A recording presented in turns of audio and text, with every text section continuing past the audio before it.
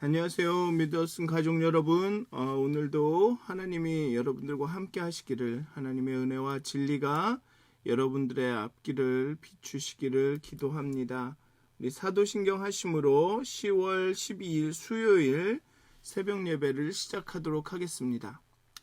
전능하사 천지를 만드신 하나님 아버지를 내가 믿사오며 그 외아들 우리 주 예수 그리스도를 믿사오니 이는 성령으로 잉태하사 동정녀 마리아에게 나시고 본디오 빌라도에게 고난을 받으사 십자가에 못 박혀 죽으시고 장사한 지 사흘 만에 죽은 자 가운데서 다시 살아나시며 하늘에 오르사 전능하신 하나님 우편에 앉아 계시다가 저희로서 산 자와 죽은 자를 심판하러 오시리라.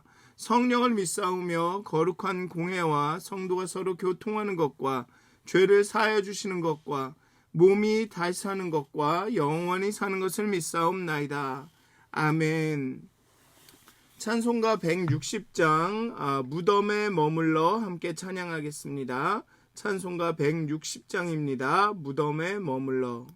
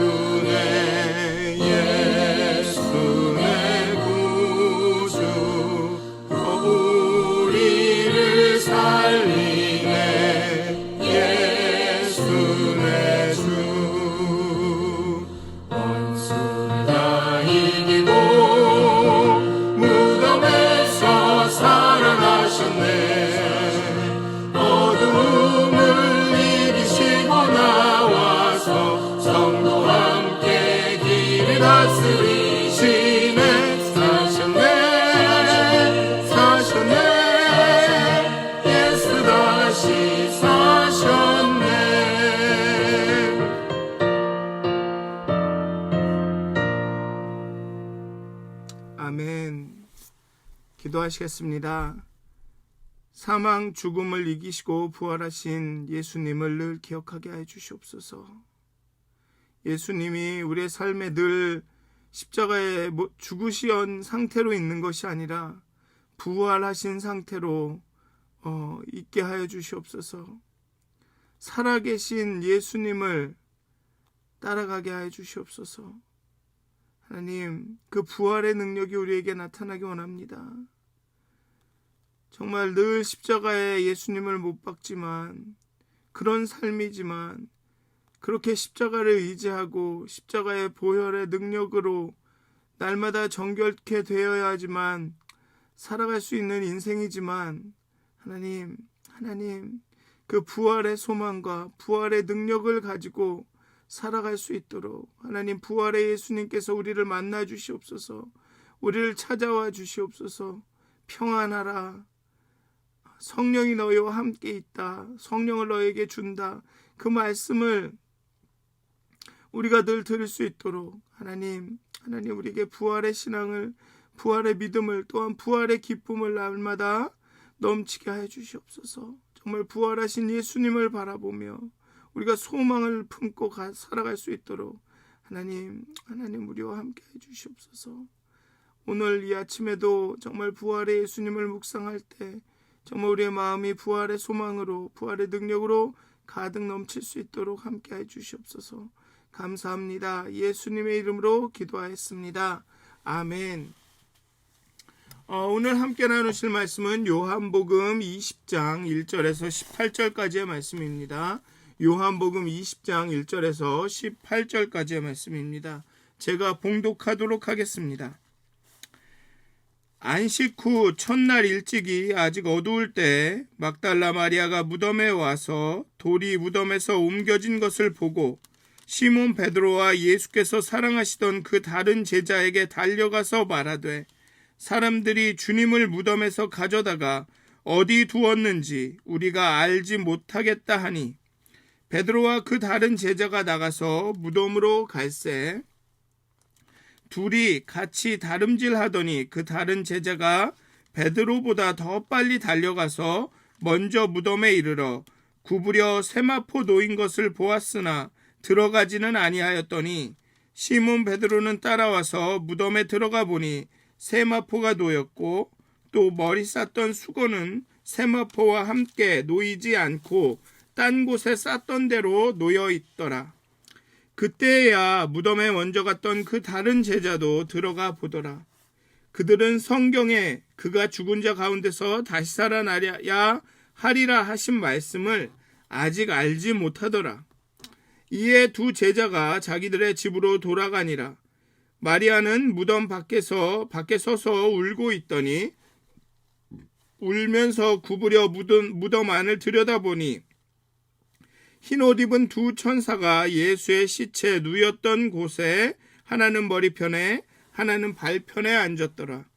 천사들이 이르되 여자여 어찌하여 우느냐? 이르되 사람들이 내 주님을 옮겨다가 어디 두었는지 내가 알지 못함이니이다.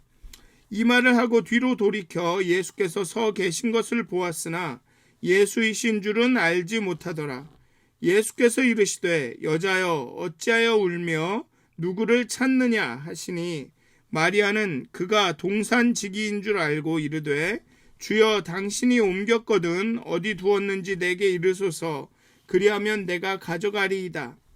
예수께서 마리아야 하시거늘 마리아가 돌이켜 히브리 말로 라보니 하니 이는 선생님이라는 말이라.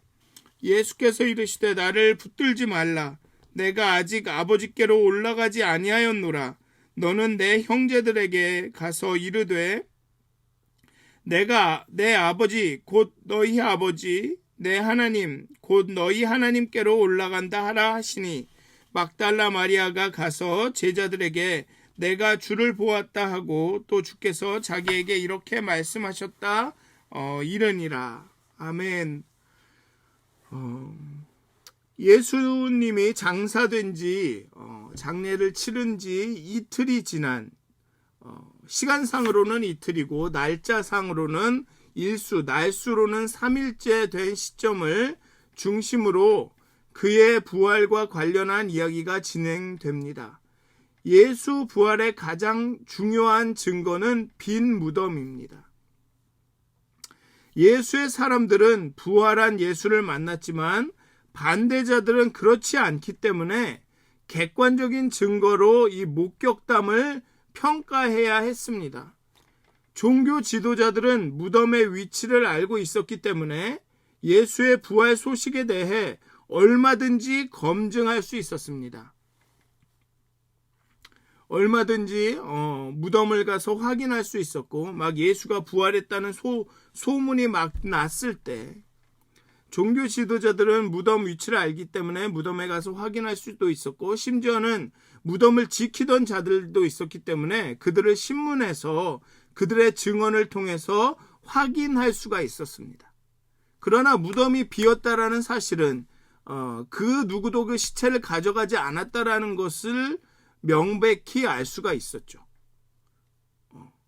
무덤이 비었다라는 사실을 그 정부 당국자, 종교 지도자들도 부인할 수가 없었습니다. 지키는 자가 있었는데도 시신이 없어진 것이죠. 이는 종교 지도자들이 예수의 부활을 반박할 증거가 없었음을 의미합니다. 요한복음은 부활의 예수가 사람들을 만나기 전에 빈 무덤의 확실성을 먼저 강조하고 있습니다. 무덤이 비었다. 어떤 사람들은 성경이 한 종교의 경전이기 때문에 종교 지도자들이 반박하지 않은 것처럼 아무 대응을 하지 않은 것처럼 나온다라고 말할지도 모릅니다. 아니, 원래 종교 지도자들이 반박을 했고 대응을 했지만 이 성경을 기록한 사람들이 그 부분은 뺐다. 말하지 않았다.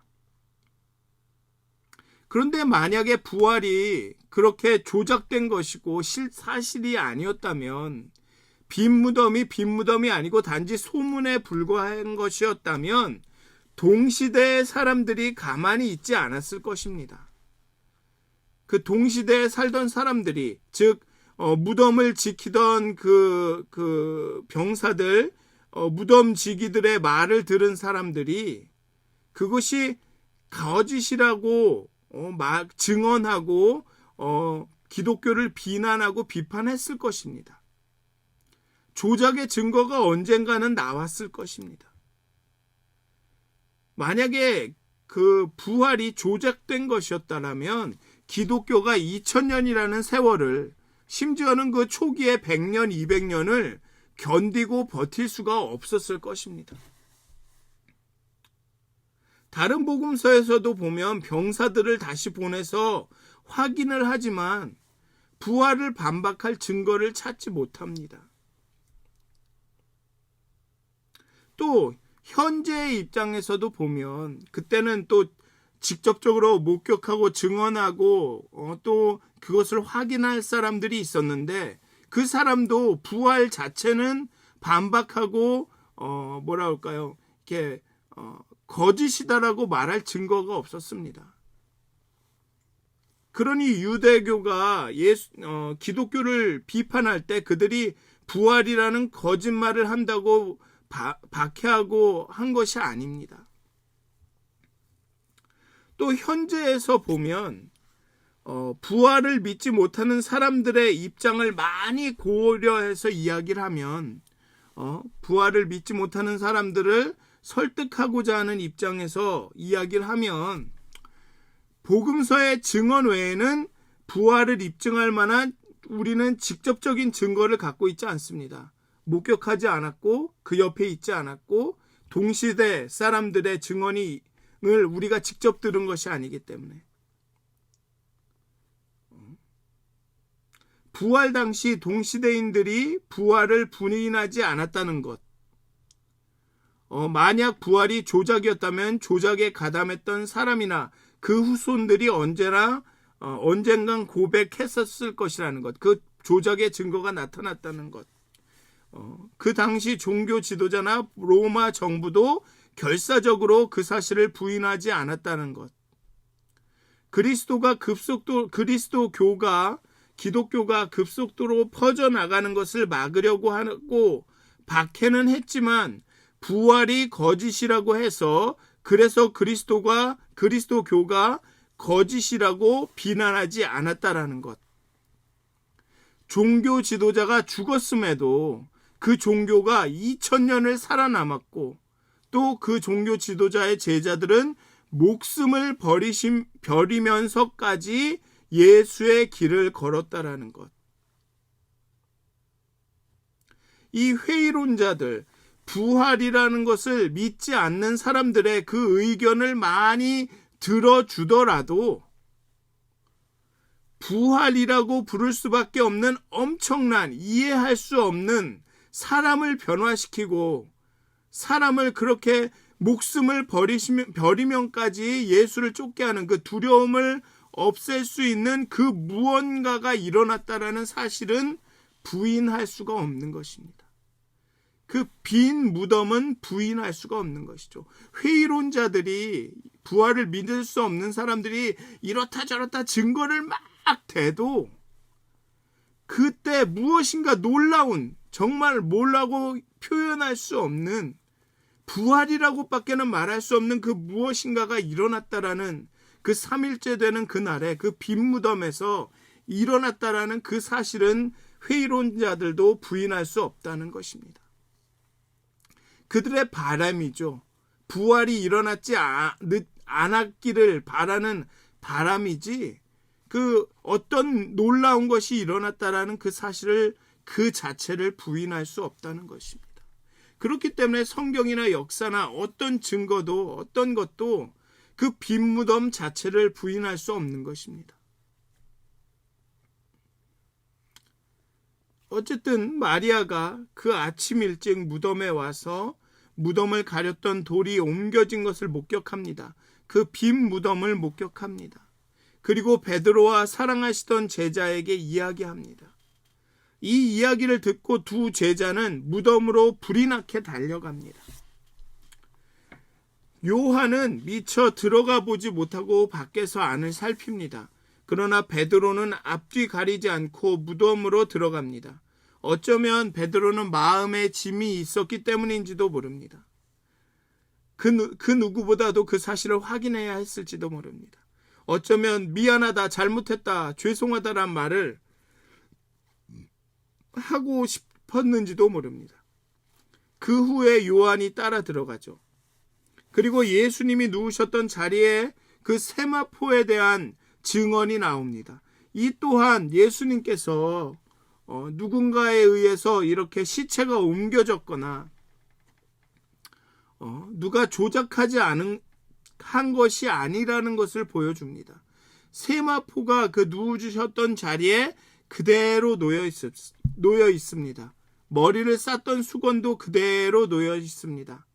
누군가는 세마포가, 이 말이, 여기에 나온 말이 세마포가 이렇게 잘 개어져서 이렇게 놓여 있었다라고 해석하기도 하는데, 원래 이 원문은 이 세마포가 그 염한 대로, 예수님의 시체를 이렇게 쌌던 그대로 천을 풀거나 이렇게 잘라서 해친 흔적이 없이 그대로 남아있다라는 것입니다. 그냥 안에 있는 그 사람이 싹 사라진 것처럼 그대로 남아있다라는 뜻입니다. 그리고 얼굴을 쌌던 그 천도, 머리를 쌌던 그 천도 그대로 남아있다라는 것을 말하고 있는 것입니다. 예수님을 싹 쌓아놨는데, 얼굴까지 다 쌓아놨는데 예수님만 쏙 빠져나가고 그 세마포와 얼굴을 가린 천이 그대로 남아있는 것입니다. 그러니까 예수님이 다른 존재가 돼서, 다른 몸이 돼서 거기서 싹 사라졌다라고 밖에는 말할 수 없는 것이죠. 그러니까 누가 도굴 한 것도 시체를 옮긴 것도 아니고, 만약에 시체를 옮겼다면 그 천을 다 제거하고 옮겼거나 아니면 그 천 그대로 옮겼기 때문에 거기에는 세마포가 흔적이 없거나 아니면 이렇게 찢어진 세마포가 남아 있었어야 됩니다. 하지만 오늘의 증언은, 성경은 그 세마포가 곧 쌓였던 그대로 남아있다라고 얘기합니다. 그 얘기는 예수님께서 그대로 사라지셨다는 거죠. 부활하셨다는 거죠. 예수님만 쏙 빠져나갔다는 것입니다. 그런데 오늘의 설명은 9절을 보면 이 두 제자는 예수님이 죽은 자 가운데서 다시 살아나야 하리라 하신 그 말씀이 무엇인지 깨닫지 못합니다. 어쩌면 기억을 못하고 있는지도 모르죠. 그런 말씀을 하셨다라는 것을. 어쨌든 그들은 자기의 집으로 그냥 돌아갑니다. 후반부에 가면 베드로는 갈릴리로 돌아가서 예전의 업으로 돌아가죠. 그 다음에 보면 마리아는 무덤 밖에 서서 울고 있습니다. 아마도 베드로와 요한과 베드로가 불이 나게 달려간 후에 어쩌면 천천히 마리아가 그들의 뒤를 쫓아왔는지도 모릅니다. 근데 궁금한 건 왜 베드로와 요한이 마리아만 두고 돌아갔는지 그것은 좀 궁금합니다. 만 어쨌든 마리아는 그 무덤 곁에 홀로 서서 이제 울고 있습니다. 울고 있었던 여러 가지 이유가 있겠죠. 어쩌면 유대인들이 분이 풀리지 않아서 예수님의 시체까지도 이렇게 상해를 입히려고 가져갈 수 있지 않았을까 걱정했을 수도 있습니다. 아니면 누가 예수님의 우리의 선생님의 이렇게 나중에 뼈를 추려서 이렇게 항아리에 담아서 이렇게 제대로 모셔야 되는데 그게 지나가기도 전에 누가 이렇게 가져갔냐 하면서 울고 있었을 수도 있습니다. 그렇게 의아함과 슬픔과 두려움에 사로잡혀서 울고 있습니다. 그러다가 용기를 내서 무덤 안을 들여다봅니다. 그리고 그 빈 무덤에 두 천사가 서 있는 것을 봅니다. 천사는 어찌하여 우느냐라고 묻습니다. 정말로 이유를 묻기보다는 울 필요가 없다라는 의미일 수도 있습니다. 어찌하여 우느냐? 울지 말아라 라는 의미일 수도 있다라는 것이죠. 그런데 갑자기 뒤에서 예수님이 나타나시죠. 예수님은 정말로 장난꾸러기이신 것 같습니다. 그냥 나타나시면 되는데 꼭 이렇게 서프라이즈하게 뒤에서 나타나십니다. 사실 마리아가 깜짝 놀라서 주저앉았을 수도 있겠습니다. 이런 상황이라면. 어쨌든 예수님은 그렇게 서프라이즈를 즐기는 것 같습니다. 나중에 제자들에게 나타나시는 것을 보면 그냥 평범하게 나타나셔도 되는데 갑자기 나타나시죠.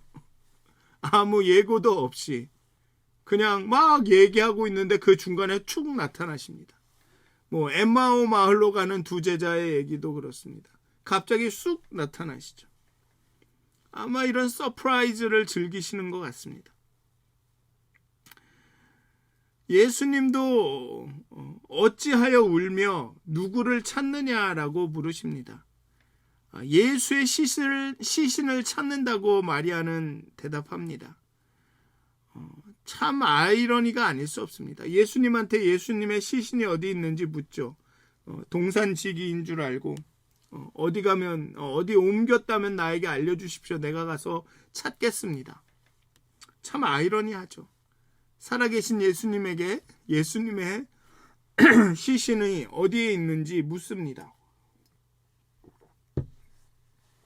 살아계신 예수를 죽은 자들 가운데서 찾으니 찾을 수가 없는 것이죠. 우리도 그럴 때가 있죠. 예수님이 눈앞에 있는데 그것을 알아보지 못합니다. 우리는 과거에 우리의 기억 속에 하나님을 부르짖습니다. 예수님은 살아계셔서 지금 여기서 역사하시는데 우리는 어제의 신앙에, 어제의 믿음에 갇혀 있을 때가 있습니다.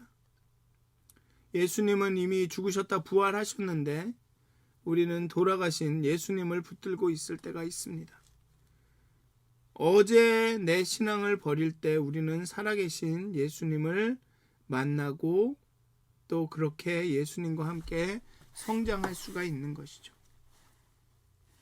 예수님이 마리아를 부르십니다. 아마도 마리아야 하는 이 부름은 평소에 예수님이 마리아를 부르는 아마 그런 부름이었을 것입니다. 마리아가 알아들을 수 있는. 그리고 그 부름의 마리아는 그가 누구인지를 알았을 것입니다. 동산지기인 줄 알았는데 이제 그가 누구인지를 알아봅니다. 이렇게 잘 알아보지 못한다는 얘기는 예수님이 이 변화된 몸을 입었다라는 것을 또 알려줍니다. 물론 하나님의 계시를 인간이 제대로 알아보지 못한다라는 그런 의미도 되지만 예수님께서 또 변화된 모습으로 나타나셨다라는 것을 의미하기도 합니다. 그래서 이제는 선생님이라고 부릅니다. 우리가 예수를 통한 하나님의 계시를 알아볼 수 있는 것은 예수님이 우리를 부르실 때입니다. 다시 말하면 우리가 믿음으로 예수님께 반응할 때, 그 부르심에 반응할 때라는 거죠. 요한복음 전체가 계속 말하고 있는 것입니다. 믿음을 선물로 받지 않으면, 하나님이 예수에게로 보내시지 않으면, 예수님이 영광을 받지 않으시면, 믿음으로 반응하지 않으면, 예수님께서 우리를 부르지 않으시면 우리는 알아볼 수 없고 깨달을 수가 없습니다. 우리가 예수를 알아보고 반응하고 따르는 것이 아니라 예수님이 우리를 부르시기 때문에 우리가 예수님을 따라갈 수 있는 것입니다. 그렇게 마리아를 부르시고 마리아에게 할 일을 알려주십니다. 근데 여기서 재밌는 것은 예수님께서 붙잡지 말라라고 하십니다. 붙잡지 말라. 붙잡지 말라. 신성한 예수님과의 그 경험에 고정되지 말라. 지금 내가 경험하는 이것이 정말 대단한 일이란 건 안다. 그런데 이것을 붙잡지 마라. 나를 붙잡지 마라. 나에게 고정되지 마라. 지금 너가 경험하고 있는 이 경험에 고착되지 말아라.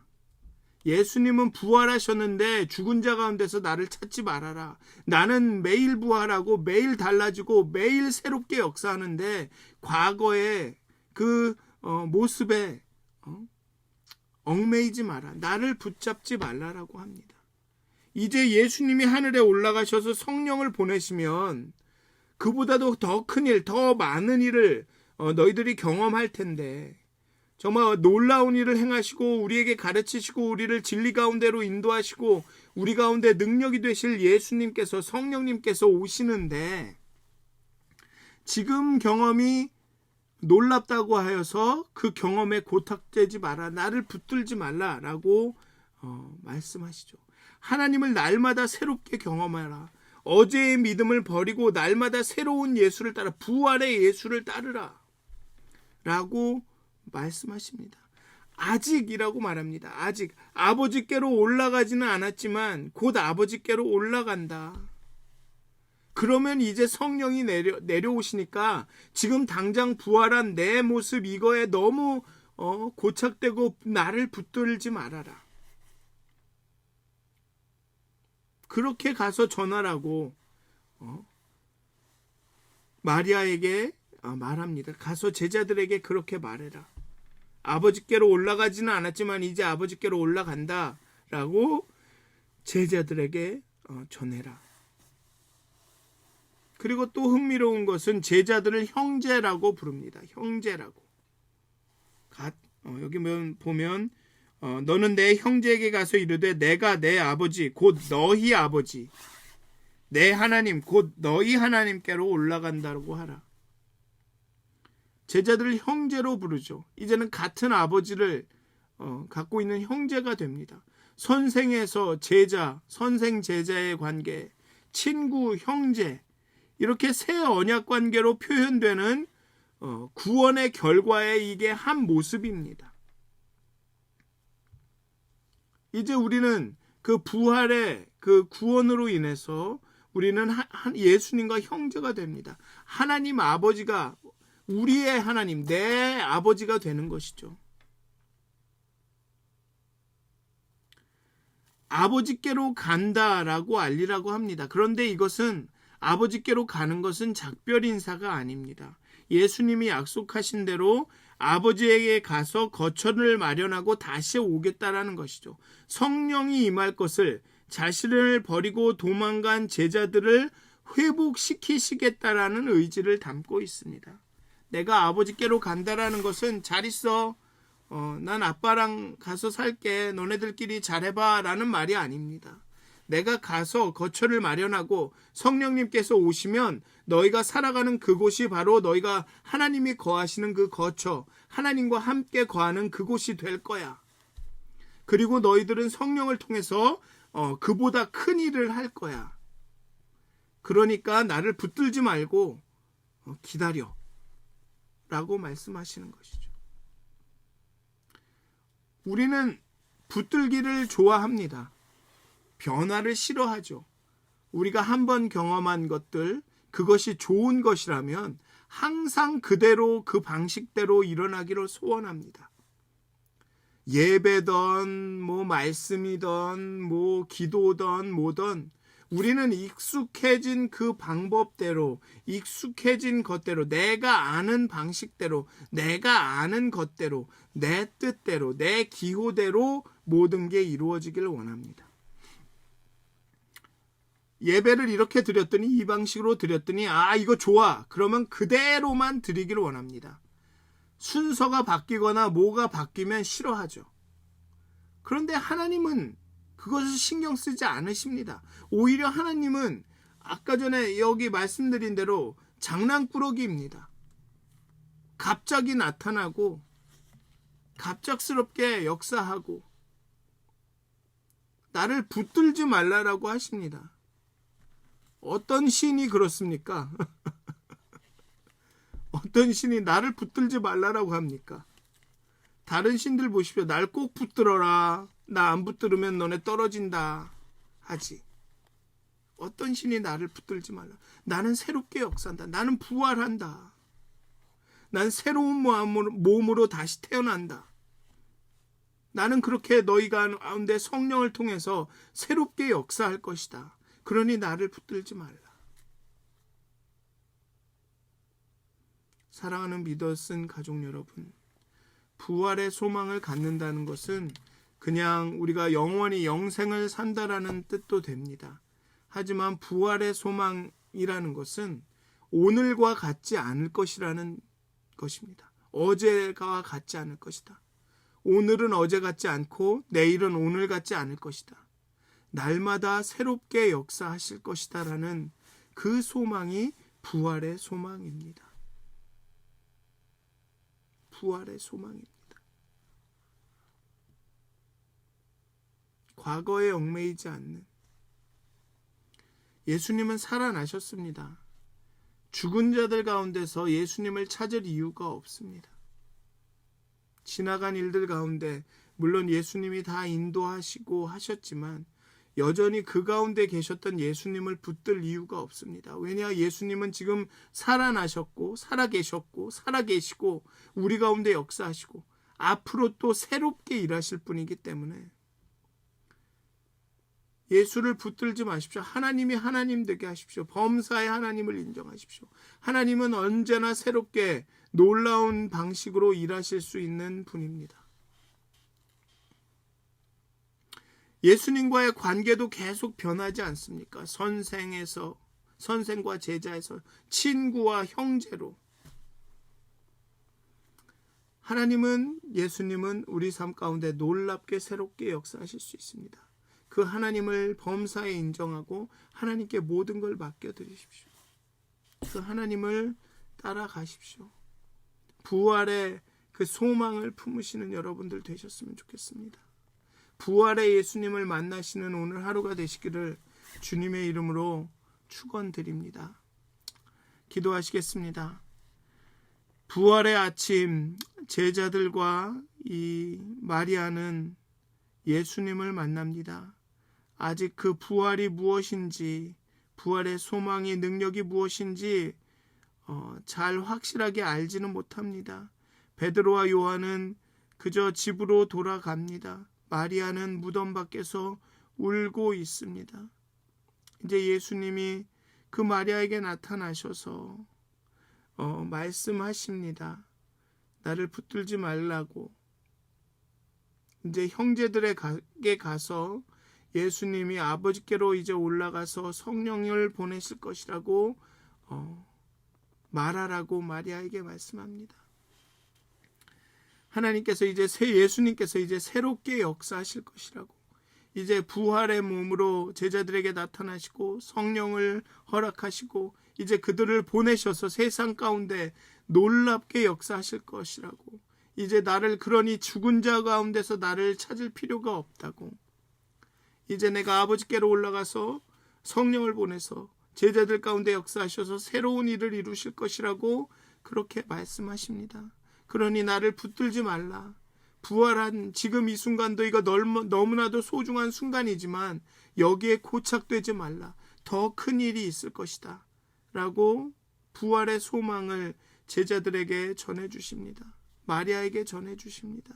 하나님, 우리의 신앙이, 우리의 믿음이 어제에 붙들려 있지 않도록 오늘 새롭게 역사하시는 부활의 예수님, 그 예수님께 모든 것을 맡겨드리고 예수님을 인정하고 우리를 새롭게 그 의의 길로 이끄시는 하나님의 인도하심에 우리의 몸과 마음을 맡길 수 있도록 우리에게 용기를 주시고 우리에게 믿음을 주시옵소서.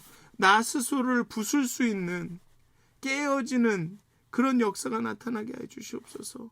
정말 과거에 안주하려 하고 과거를 붙들고 옛날에 그 좋았던 것을 생각하고 정말 옛날에 그 방식대로 모든 것이 이루어지기를 소원하는 그 마음을 부수게 하시고 오늘 지금 여기서 살아서 역사하시는 새롭게 일하시는 예수님을 바라보고 하나님을 신뢰할 수 있도록 하나님 우리에게 믿음을 더해 주시옵소서.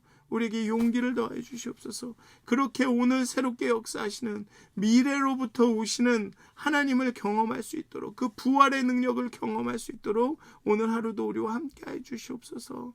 감사합니다. 예수님의 이름으로 기도하였습니다. 아멘. 하늘에 계신 우리 아버지여, 이름이 거룩 여김을 받으시오며 나라가 임하옵시며 뜻이 하늘에서 이루어진 것 같이 땅에서도 이루어지이다. 오늘 우리에게 일용할 양식을 주옵시고 우리가 우리에게 죄진 자를 사해 준 것 같이 우리의 죄를 사해 주옵시고 우리를 시험에 들게 하지 마옵시고 다만 악에서 구하옵소서. 나라와 권세와 영광이 아버지께 영원히 쌓옵나이다. 아멘. 감사합니다. 오늘 하루도 하나님께서 함께 하시고 정말 행복한 하루, 성령 충만한 하루가 되시길 기도합니다.